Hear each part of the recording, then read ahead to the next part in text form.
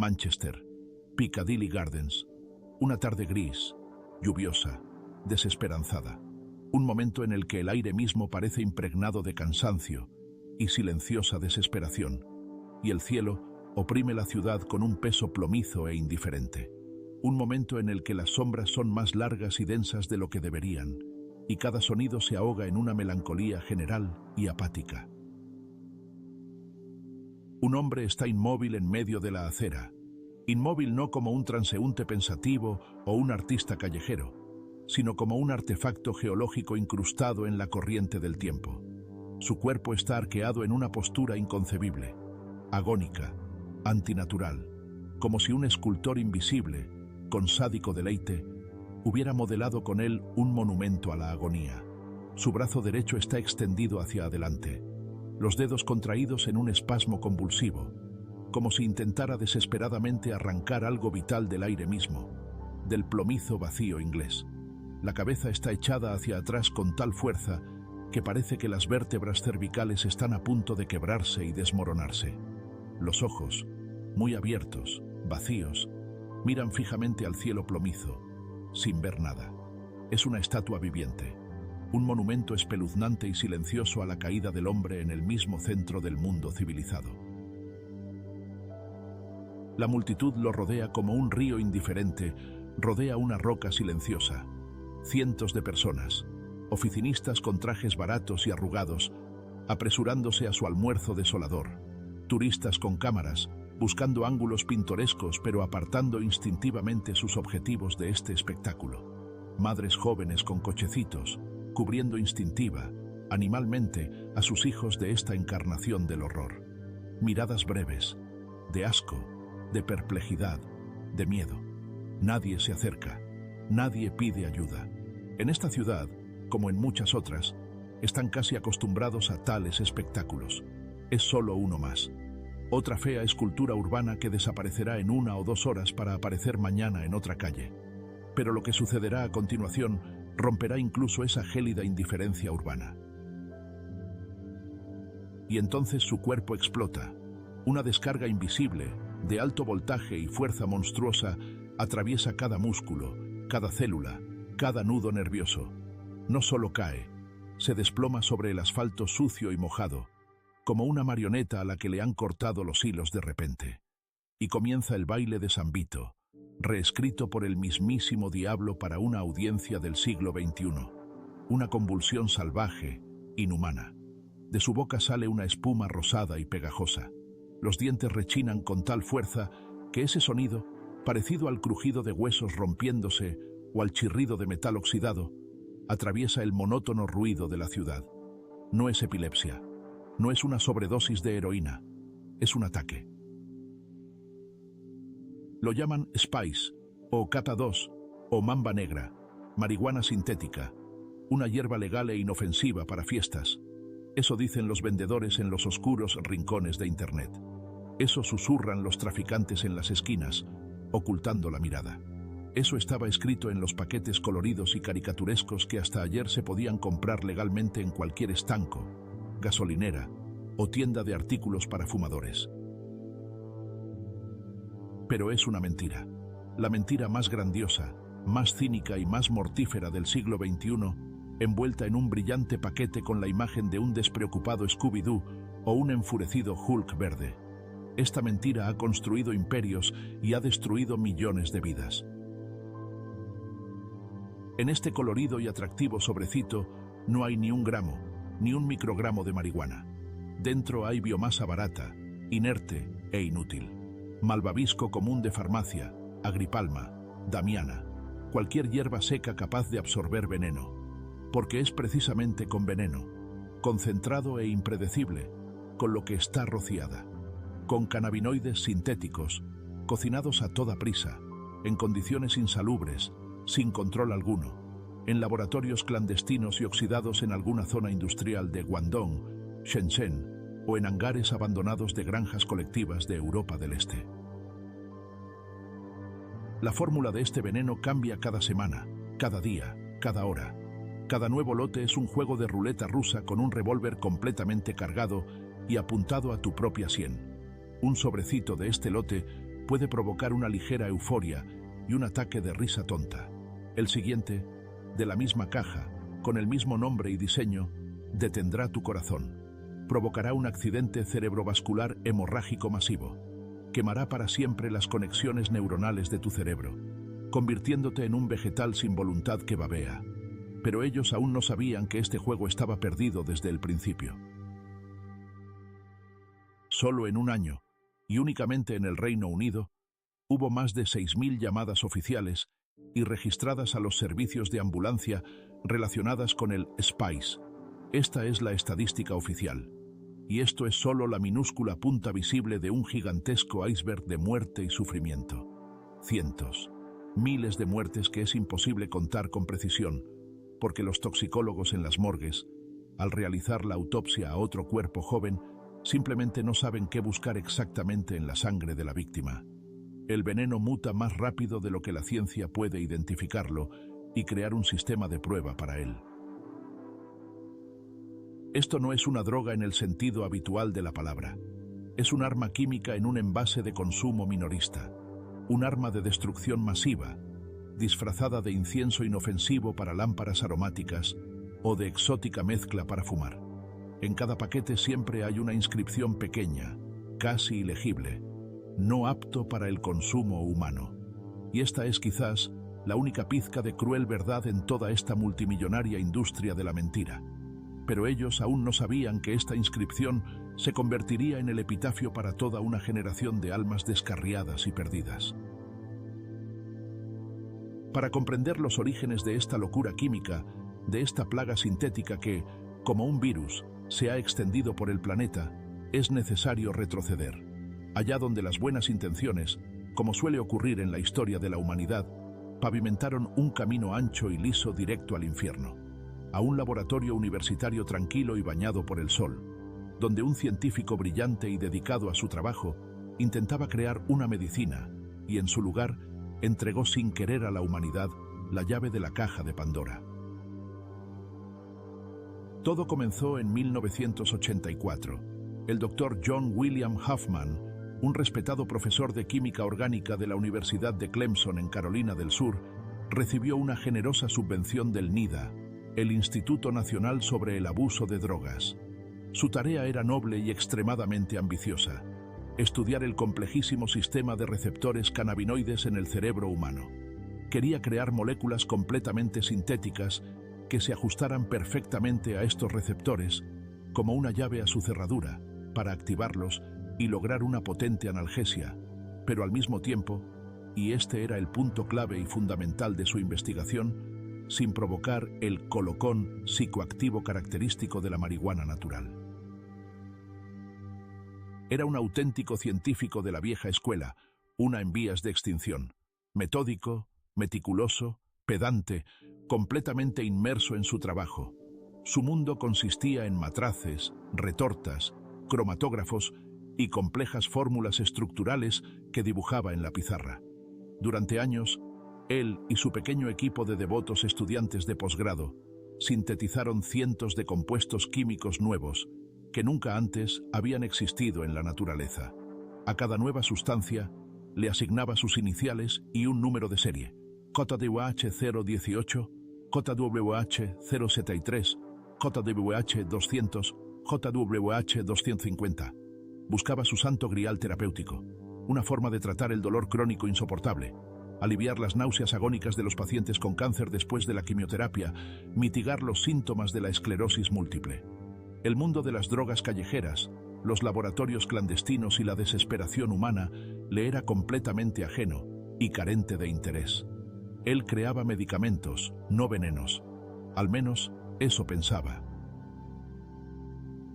Sus investigaciones, como es habitual en el mundo académico, eran completamente abiertas y transparentes. Decenas de artículos científicos, publicados en respetadas revistas revisadas por pares, con una descripción detalladísima, paso a paso, de los métodos de síntesis, las estructuras químicas y los resultados de las pruebas en ratones. Huffman compartía generosamente, sin reservas, sus descubrimientos con la comunidad científica mundial, creyendo sinceramente que ayudaba a hacer avanzar la medicina hacia un futuro brillante y sin dolor. No podía ni imaginar que sus trabajos, sus fórmulas, sus creaciones científicas eran leídas con avidez y con un propósito completamente diferente por gente muy distinta, gente para la cual la ciencia no era más que un conjunto de herramientas para extraer un beneficio sangriento y cínico de la debilidad y la desesperación humanas. Lo que había logrado no era simplemente un descubrimiento científico, sino un error funesto, fatal, cuyas consecuencias el mundo estaría pagando durante décadas. Pasaron los años. Las fórmulas de Huffman, publicadas en revistas científicas, acumulaban polvo en los estantes de las bibliotecas universitarias y en los archivos digitales, conocidas solo por un círculo reducido de farmacólogos, químicos y neurobiólogos.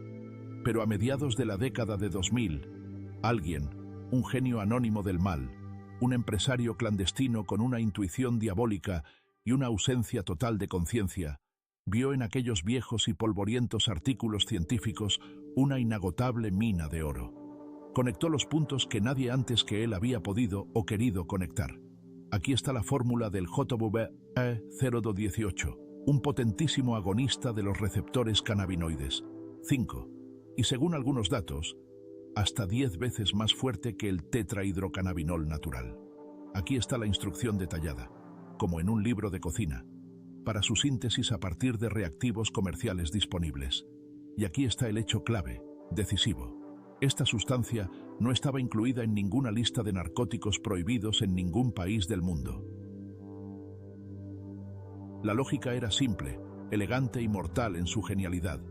Si se tomaba esta fórmula, se sintetizaba el polvo en un laboratorio asiático barato, donde la mano de obra y los productos químicos costaban centavos, y se rociaba sobre cualquier hierba seca, se obtenía un producto que en su efecto imitaba a la cara e ilegal marihuana.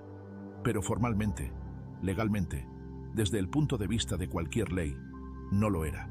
Y por lo tanto, era absolut no legalen. Se podía producir, importar, vender y consumir sin temor a la policía. Era el hackeo legal y químico perfecto del sistema. Así nació el monstruo. Las primeras remesas aparecieron en el mercado europeo alrededor de 2004 bajo nombres inofensivos, exóticos y seductores. Spice, Especia, K2, Yucatán Fire, Fuego de Yucatán, Jenny, Genio. Se vendían de forma totalmente abierta a través de tiendas en línea y en los llamados head shops, tiendas para aficionados a los bongs, cachimbas y accesorios para fumar. La estrategia de marketing era impecable y calculada hasta el más mínimo detalle.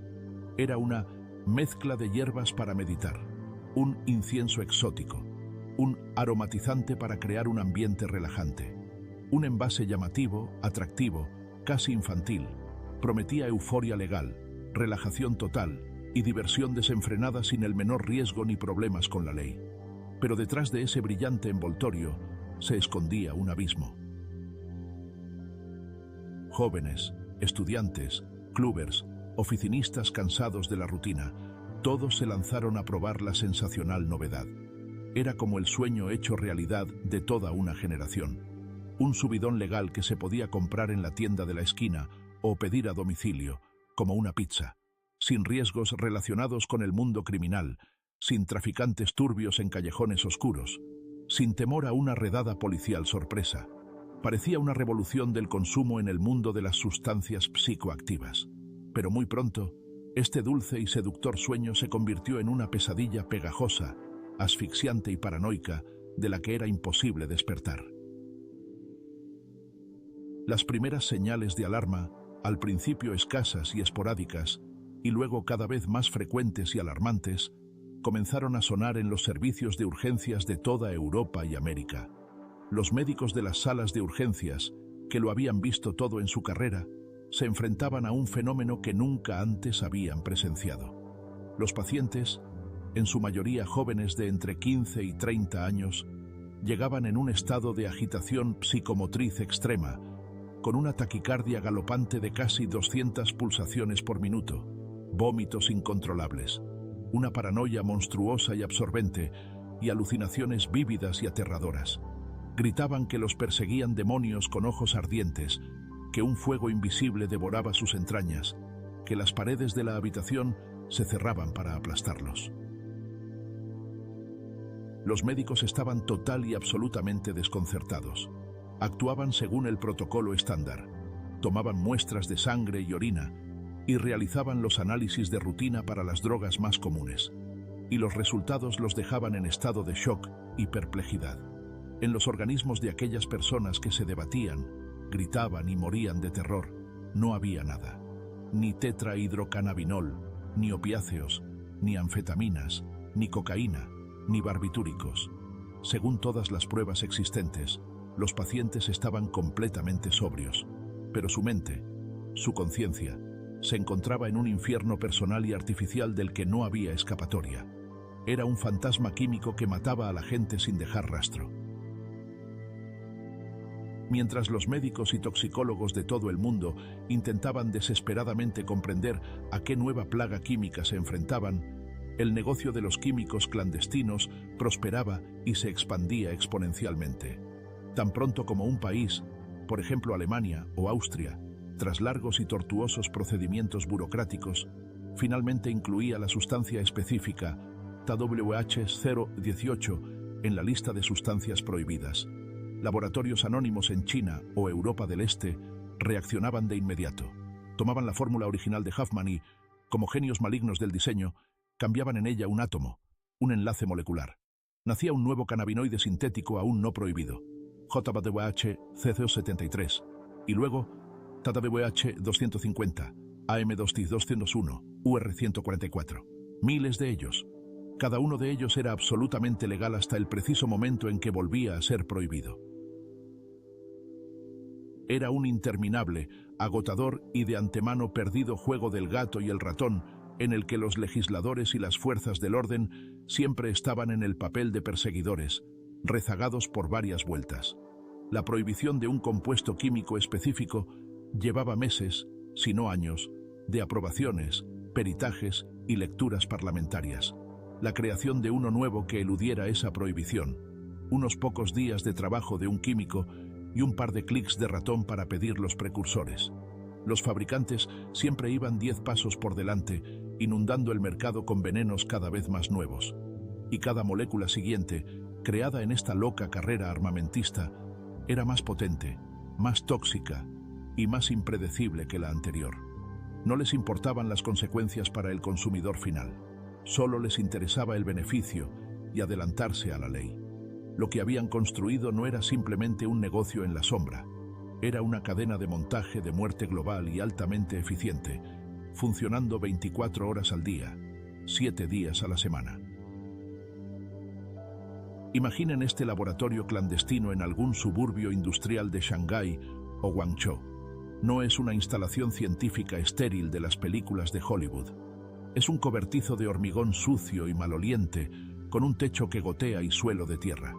En enormes cubas oxidadas y cubos de plástico, comprados en el mercado de materiales de construcción más cercano, se mezclan los precursores químicos, barriles de acetona, bidones de tolueno, sacos de polvos anónimos de origen desconocido, entregados de contrabando. Trabajadores migrantes, a menudo sin documentos ni derechos, con respiradores de papel baratos y empapados, o simplemente con un trapo sucio en la cara, cocinan esta bazofia química que hace llorar los ojos, irrita la garganta y marea. El aire está impregnado de vapores venenosos y cancerígenos que, lenta pero inexorablemente, corroen los pulmones y el cerebro. Aquí no existen los conceptos de control de calidad, esterilidad o dosificaciones precisas. Hoy pueden verter en la cuba 1 litro más de un reactivo, mañana añadir 1 kilo más de otro, porque era más fácil. La sustancia resultante, un polvo pegajoso, blanco, amarillento o marrón con un fuerte olor químico, la recogen con palas sucias, la envasan en bolsas al vacío de 1 kilogramo y la envían a clientes anónimos en Occidente a través de complejas cadenas logísticas. Ni siquiera conocen la fórmula exacta de lo que han producido.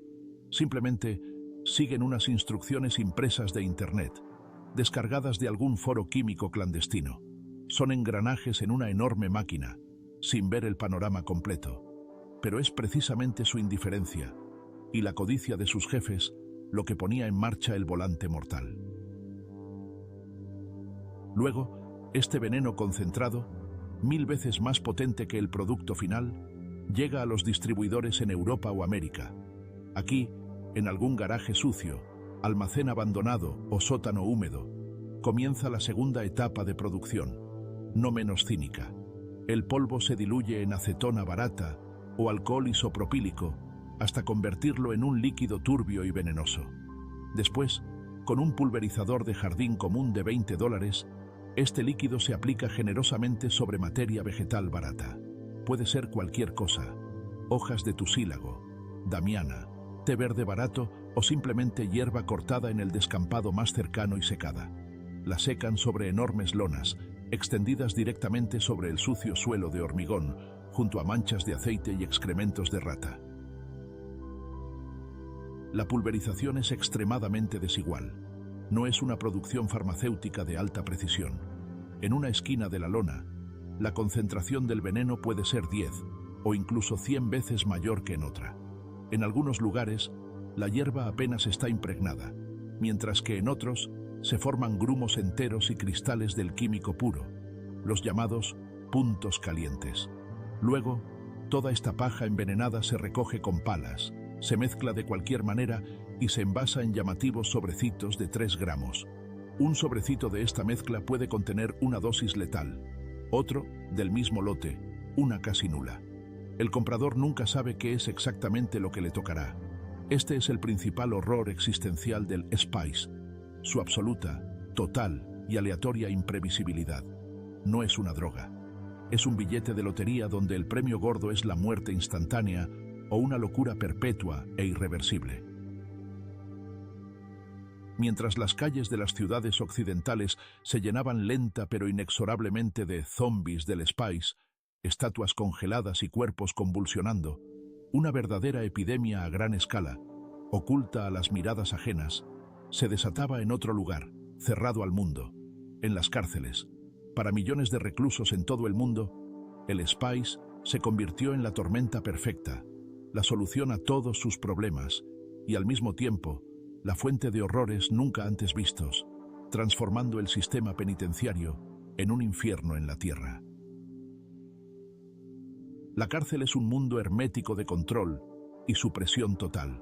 Inspecciones interminables de celdas, registros sorpresa, cacheos personales humillantes, un control meticuloso de los paquetes, perros policía, entrenados para detectar el más mínimo olor a marihuana, heroína, cocaína, análisis de orina regulares y obligatorios, capaces de detectar rastros de la mayoría de las drogas conocidas. En este sistema represivo, para las sustancias tradicionales, se hacía cada vez más difícil y costoso sobrevivir. Y entonces entró en escena el Spice. No tenía olor que pudiera captar el perro más entrenado. Sus moléculas en constante cambio eran absolutamente invisibles para las pruebas carcelarias estándar. Era la droga fantasma perfecta, la droga invisible, capaz de penetrar los muros más gruesos y los regímenes más estrictos. El contrabando de este veneno alcanzó un nivel de genialidad diabólica y perversa. Ya no era necesario esconderlo en cavidades corporales o pasarlo arriesgadamente durante las breves visitas. Comenzaron a aplicarlo sobre papel.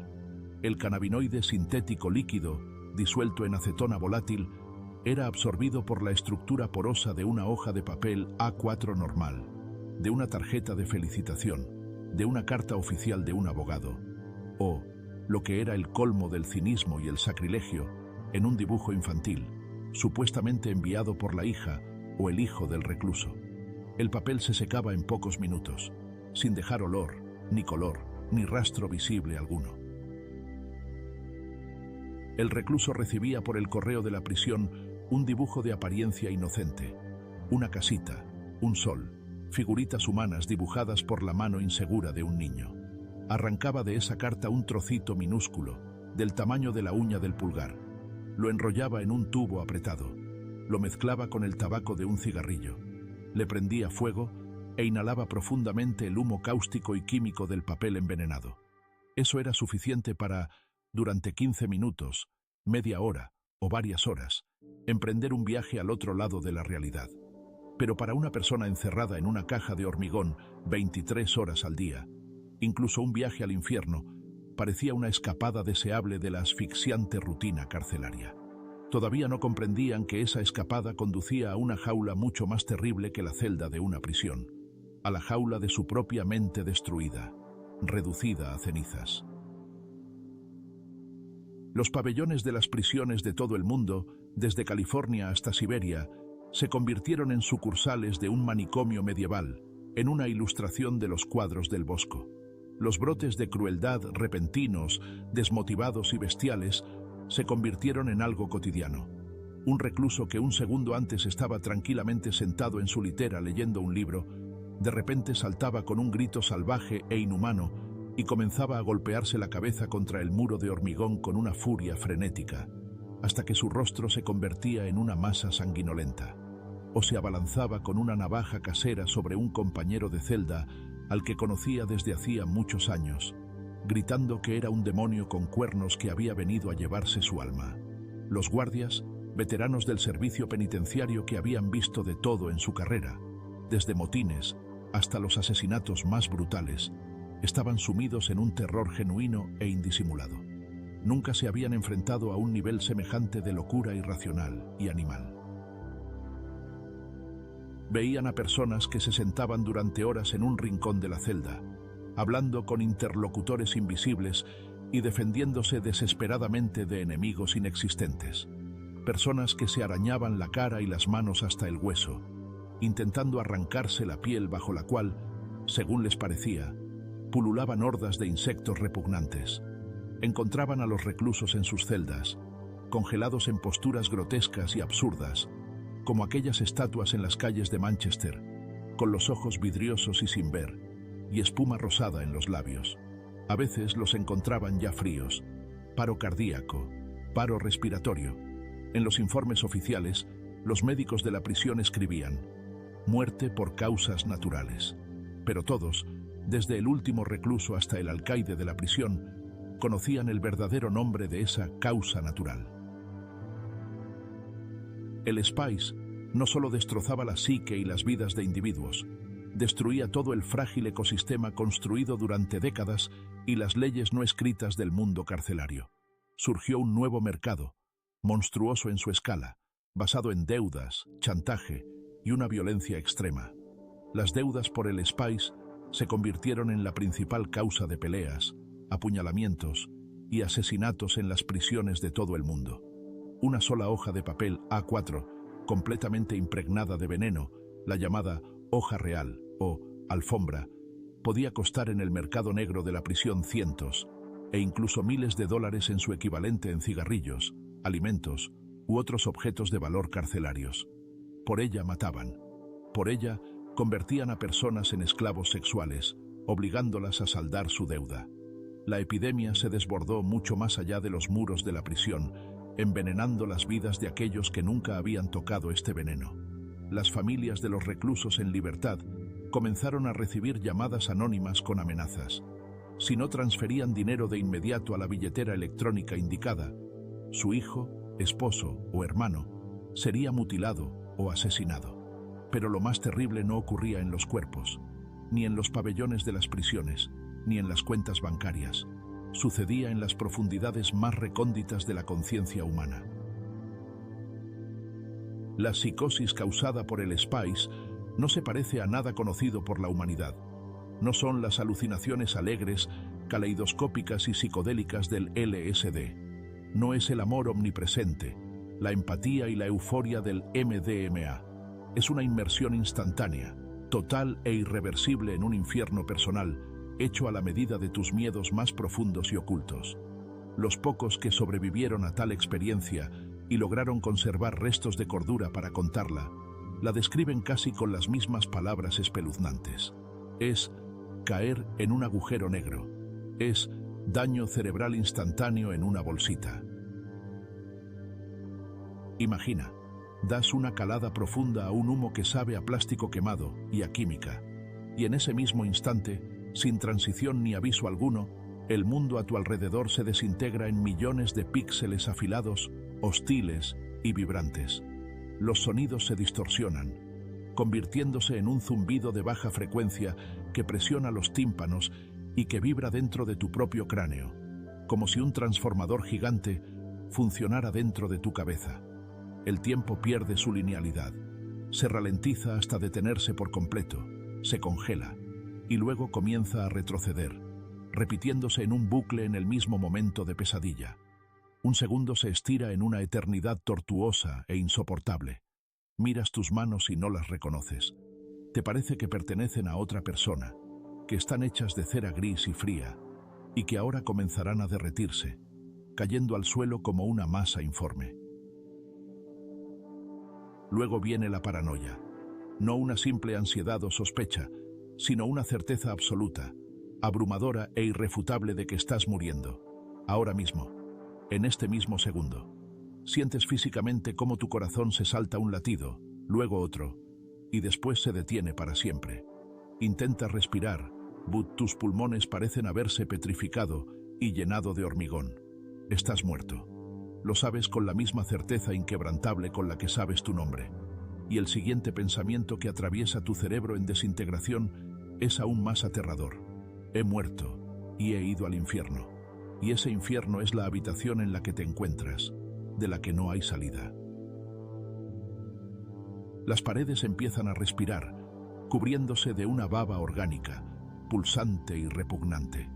De los rincones oscuros se arrastran sombras informes que toman la forma de los monstruos de tus pesadillas infantiles, más tempranas y olvidadas. El rostro de tu mejor amigo, sentado frente a ti, se distorsiona, se derrite y se transforma en una mueca demoníaca y burlona con cuencas negras y vacías. No es un amigo. Ha venido a matarte, a llevarse tu alma. Debes defenderte o huir. Te levantas de un salto, intentas gritar pidiendo ayuda, pero de tu garganta solo sale un estertor bajo y gorgoteante. Estás atrapado dentro de tu propia mente, que en una fracción de segundo se ha convertido para ti en la cámara de tortura más sofisticada del universo. Esta experiencia, aunque solo dure 10 minutos de tiempo real, deja en la psique cicatrices profundas e incurables que nunca sanarán. Muchos nunca regresan de este viaje. Jake, 22 años, exalbañil de Brooklyn, un chico fuerte, alto, alegre, el alma de cualquier fiesta. Probó Spice en la fiesta de un amigo. Le dijeron que era solo hierba legal, absolutamente segura. Dio 3 caladas. Las siguientes 8 horas las pasó revolcándose en el suelo y gritando que hormigas de fuego lo estaban devorando vivo, saliendo de debajo de su piel y abriéndose paso hacia afuera.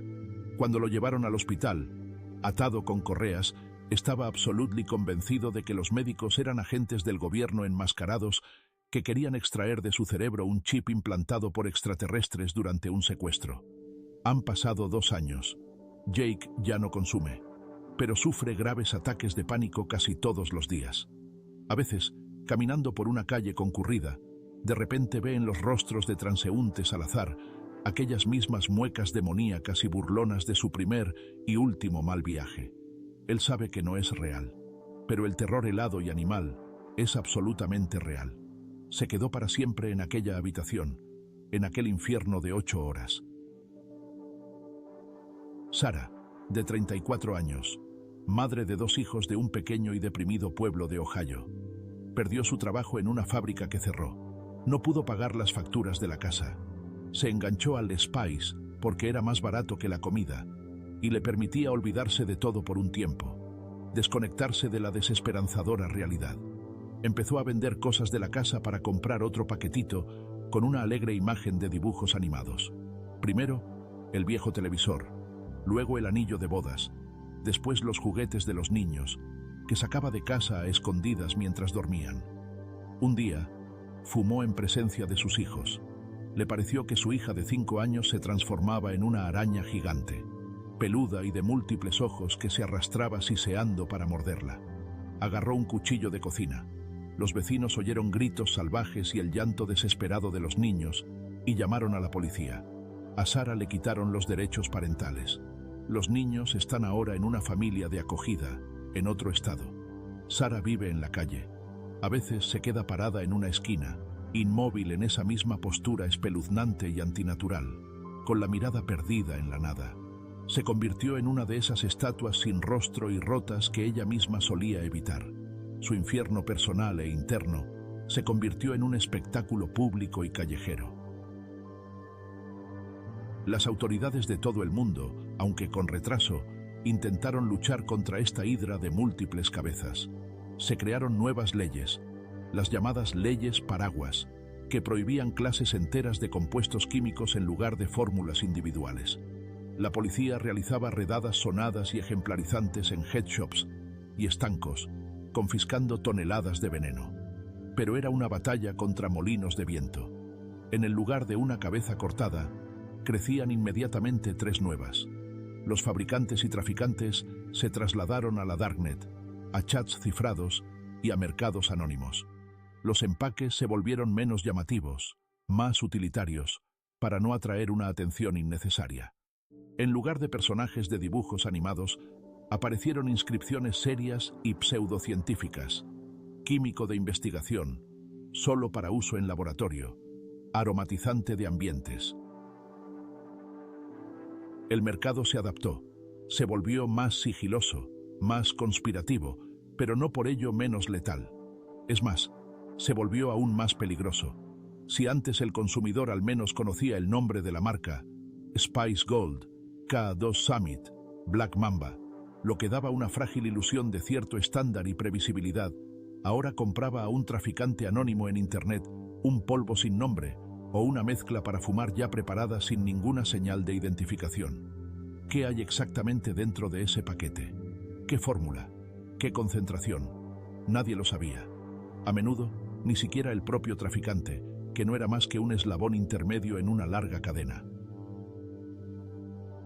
La epidemia del Spice desnudó una verdad terrible e incómoda sobre nuestra sociedad. Este veneno se convirtió en la droga de los más invisibles, los más desamparados y los más vulnerables. Personas sin hogar, gente con graves trastornos mentales, veteranos de guerra desesperados con trastorno de estrés postraumático, jóvenes de ciudades industriales deprimidas donde no hay trabajo ni futuro, aquellos que no tenían dinero para las drogas caras y clásicas, aquellos a quienes la sociedad ya les había dado la espalda, fingiendo que no existían. El Spice era la forma más barata y accesible de desaparecer por un corto tiempo, de apagar un dolor y una desesperación insoportables. Pero el precio de esa desaparición era desmesurada, monstruosamente alto. No solo mataba el cuerpo, borraba la personalidad misma, aniquilaba el alma, convirtiendo a la persona en una cáscara biológica que se convulsionaba, gritaba y babeaba. Mire de nuevo al hombre en la acera de Piccadilly Gardens. Su ataque ha terminado. Ahora yace simplemente sobre el asfalto mojado, su cuerpo flácido, como el de una medusa varada en la orilla y muriendo bajo el sol. Sus ojos están abiertos, pero no hay nada en ellos, salvo un vacío insondable, quemado por un fuego químico. Mira a través de la gente, a través de los edificios, a través del mismísimo tejido de la realidad. Él sigue allí, en su agujero negro personal, en compañía de sus propios demonios, engendrados por su propio cerebro, y no se sabe si alguna vez regresará de allí por completo. Los transeúntes aceleran el paso, tratando de no mirar. Alguien hace una mueca de asco. Alguien sacude la cabeza con compasión, pero sigue de largo. En un par de minutos llegará una ambulancia. Los paramédicos, cansados e irritados, para quienes esta es ya la quinta llamada de este tipo en su turno, sin mediar palabra, con movimientos bien practicados, lo subirán a una camilla, lo llevarán al hospital, donde le inyectarán un potente sedante y lo dejarán en una camilla en el pasillo, porque todas las camas de la unidad de cuidados intensivos y del pabellón psiquiátrico están ocupadas por otros como él. Después de unas horas, recuperará la conciencia, sin recordar casi nada, y se irá. Se irá para, al día siguiente, atormentado por las náuseas, los temblores y un dolor de cabeza desgarrador, volver a juntar unas cuantas libras y comprar otra bolsita de veneno, porque ese veneno es lo único que le queda. Este círculo vicioso e infernal nunca se romperá por sí solo. Y mientras legisladores y policías de todo el mundo persiguen fórmulas químicas en constante cambio, como un perro que se muerde la cola, en algún lugar lejano, en un cobertizo sucio y mal iluminado, un químico aficionado y anónimo con ropa grasienta mezcla en una tina oxidada otra porción de veneno. No piensa en Jake, ni en Sarah, ni en el hombre de la acera en Manchester. No piensa en los niños que se quedaron sin madre, ni en los padres que enterraron a su hijo. Piensa en las ganancias. Crea una nueva molécula, aún más potente, aún más tóxica, aún más impredecible. Una nueva generación de Spice ya está en camino, y será más terrible que cualquier cosa que hayamos visto hasta ahora. Esta es una guerra que no se puede ganar con los viejos métodos, prohibiciones y redadas, porque el verdadero enemigo no es la sustancia en una bolsita de colores. El verdadero enemigo es el vacío en el alma de una persona, que puede llenarse tan fácil y tan barato con veneno químico. Y mientras ese vacío exista, mientras en el mundo haya desesperación, pobreza y desesperanza, siempre habrá alguien que ofrezca un billete de ida, directo al infierno, empaquetado en papel de aluminio. Esta historia no ha terminado. Está sucediendo ahora mismo, en las calles de nuestras ciudades, en las cárceles, en el portal de al lado. El monstruo, nacido en el silencio de un laboratorio científico con las mejores intenciones, se ha liberado y continúa su festín sangriento e insaciable. Evoluciona, muta, cambia de nombre y de rostro, pero su esencia sigue siendo la misma. Es caos en estado puro, una locura que se puede comprar por un par de dólares. Y la pregunta más terrible, para la que todavía no tenemos respuesta, es: ¿qué veneno exactamente están creando ahora mismo, mientras usted ve esta película? ¿Y cuántas vidas más se cobrará antes de que finalmente despertemos y comprendamos que no hay que luchar contra la química, sino contra las causas que empujan a la gente a sus brazos?